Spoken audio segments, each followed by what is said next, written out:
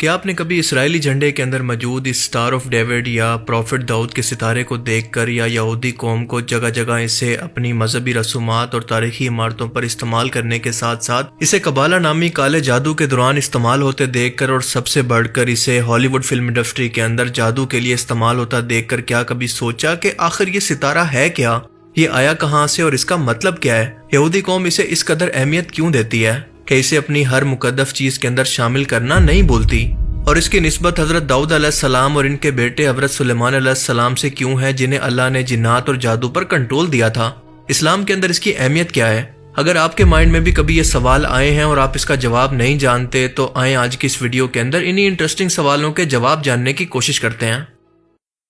Star of David کا سب سے قدیم نشان 3 صدی عیسوی کے اندر یعنی حضرت عیسیٰ علیہ السلام کی پیدائش کے 3 سال بعد ڈیڈ سی کے پاس ملتا ہے۔ دنیا کے دوسری قدیم تہذیبوں کے اندر مثلا ہندوازم، بدھزم اور ایون کے اسلام کے اندر بھی اسے مختلف جگہوں پر تاریخی طور پر استعمال کیا گیا، لیکن یہودی قوم نے اسے کسی اور وجہ سے اپنایا تھا۔ تاریخی طور پر بنی اسرائیل قوم یہ مانتی ہے کہ حضرت داؤد علیہ السلام جو کہ اس بنی اسرائیل قوم کے پہلے بادشاہ اور ایک ہی وقت کے اندر پیغمبر بھی تھے اور ان پر زبور جیسی الہامی کتاب بھی نازل ہوئی تھی، اللہ نے ان کے لیے ایک نشانی کے طور پر ایک ایسا ستارہ آسمان کے اندر ظاہر کیا جس کے 6 کونے تھے، یعنی زمین سے دیکھنے پر وہ 6 کونوں والا ایک ستارہ معلوم ہوتا تھا۔ بنی اسرائیل قوم کے مطابق اللہ نے تورات کے اندر حضرت موسیٰ علیہ السلام کے ذریعے ہمیں یہ خوشخبری دی ہے کہ جس دن یہ ستارہ آسمان کے اندر دیکھا جائے گا اس دن اللہ تعالیٰ تمہیں ایک بادشاہ عطا کرے گا اور پوری دنیا پر تمہاری حکمرانی کا آغاز ہوگا، اور ایسا ہوا بھی۔ حضرت داؤد علیہ السلام کے بعد اس قوم نے حضرت سلیمان علیہ السلام کے دور کے اندر اتنا عروج دیکھا کہ پوری دنیا پر جہاں جہاں بھی اس وقت آبادی موجود تھی وہاں پر اس قوم کی حکومت تھی، کیونکہ آپ جانتے ہیں کہ حضرت داؤد علیہ السلام اور حضرت سلیمان علیہ السلام بھی جو کہ ان کے بیٹے تھے اسی بنی اسرائیل قوم سے تعلق رکھتے تھے۔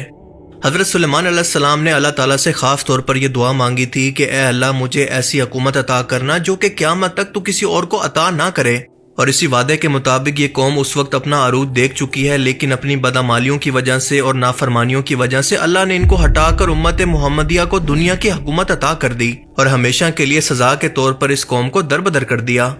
لیکن آج بھی یہ آئیڈیالوجی موجودہ یہودی قوم جو کہ بنی اسرائیل کے 12 قبیلوں میں سے ایک یہودا قبیلے کی نسل سے ہیں اس کے اندر پائی جاتی ہے کہ اللہ نے انہیں پوری دنیا پر حکمرانی کا حق دیا ہے جو کہ ان کا آخری مسیح یعنی دجال پورا کرے گا۔ اور آج بھی یہودی قوم کے مطابق جب دجال کا ظہور ہوگا تو داؤد علیہ السلام کی طرح ان کے بادشاہ کی طرح جو کہ اللہ نے انہیں عطا کیا تھا سیم اسی طرح سے 6 کونوں والا ستارہ ایک بار پھر سے آسمان کے اندر ظاہر ہوگا جیسا کہ حضرت داؤد علیہ السلام کے لیے ہوا تھا، اور یہ ایک بار پھر سے اشارہ ہوگا کہ ایک بار پھر سے ہماری قوم کی حکمرانی پوری دنیا پر قائم ہونے والی ہے۔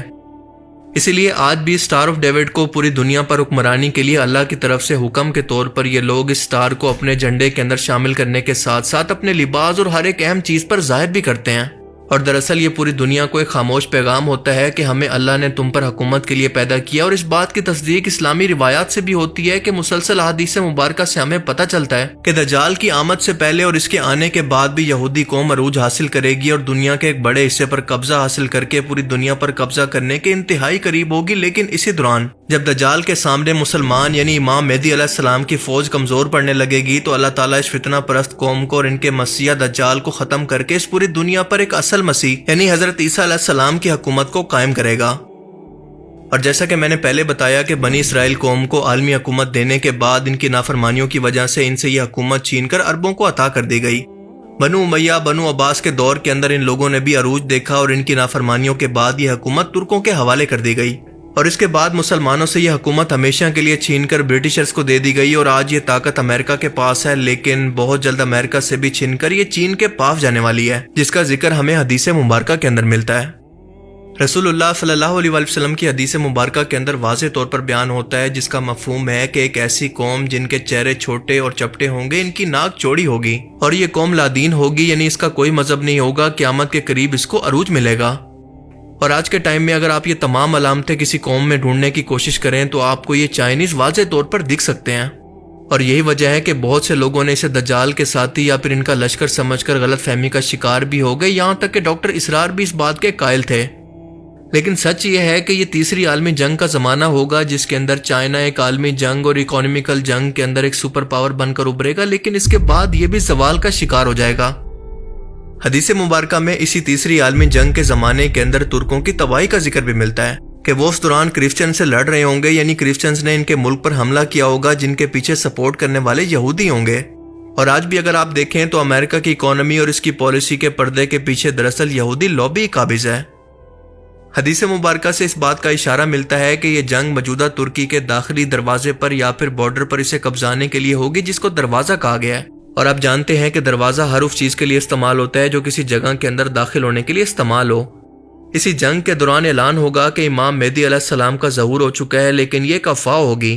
ترک فوج یہ سن کر اپنے 10 لوگوں کو اس خبر کی تصدیق کے لیے مکہ کی طرف بھیجے گی کہ پتہ کریں کہ آخر سچ کیا ہے۔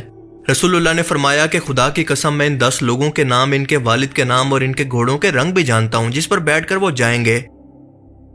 سٹار آف ڈیوڈ کو ایک جادوئی ستارہ بھی مانا جاتا ہے جو کہ سب سے قدیم لکھی گئی ہیبرو بائبل لینن گریک کوڈکس کے اندر بھی دیکھنے کو ملتا ہے، اور یہودی قوم مانتی ہے کہ یہ ستارہ جنات اور ان کے جادو کو بے اثر کرنے کے لیے اور ان کو قابو کرنے کے لیے ایک شیلڈ کے طور پر استعمال ہوتا ہے۔ یعنی اگر قبالہ کے دوران جنات آپ پر حاوی ہونے کی کوشش بھی کرتے ہیں تو اس ستارے کی حفاظت کی وجہ سے وہ آپ پر حاوی نہیں ہو سکتے، اور اسی لیے حضرت سلیمان علیہ السلام بھی اپنے دور کے اندر ان جنات کو قابو کرنے کے لیے جو انگوٹھی استعمال کیا کرتے تھے اس کے اندر بھی یہ سٹار آف ڈیوڈ موجود ہے۔ یہی وہ انگوٹھی ہے جو کہ خاص طور پر اللہ تعالیٰ نے جنات کو کنٹرول کرنے کے لیے حضرت سلیمان علیہ السلام کو عطا کی گئی تھی، جس کو سیل آف سولومن بھی کہا جاتا ہے۔ یہی وجہ ہے کہ آج بھی قبالہ جادو کے اندر اس ستارے کو حفاظتی شیلڈ کے طور پر استعمال کیا جاتا ہے، اور یہی نشان حضرت داؤد علیہ السلام کی ڈھال پر بھی موجود تھا۔ آج بھی موویز کے اندر اس قبالہ جادو کو پرموٹ کرتے ہوئے اسے سمبلزم کے طور پر بار بار اس طرح سے پرموٹ کیا جاتا ہے تاکہ نوجوان نسل کو اس سکرین کے ذریعے اس جادو اور اس کی کفریہ رسموں کے اندر لاشعوری طور پر شامل کیا جائے۔ ذرا غور کریں تو آپ دیکھیں گے کہ ان فلمز کے اندر جان بوجھ کر ایسے الفاظ بولے جاتے ہیں، اس طرح کا ماحول دکھایا جاتا ہے تاکہ کوئی اس سے انسپائر ہو کر ایسا کرنے کی کوشش کرے گا تو جنات ضرور اس کے جسم پر قبضہ کرنے کی کوشش کریں گے، کیونکہ یہ دراصل جنات کو اپنے جسم پر قبضے کے لیے بلانے کا ایک سیکریٹ کوڈ ہوتا ہے جو کہ انتہائی سوجھ بوجھ کے بعد جان بوجھ کر دکھایا جاتا ہے، اور عام لوگوں کو اس کے بارے میں پتہ ہی نہیں ہوتا۔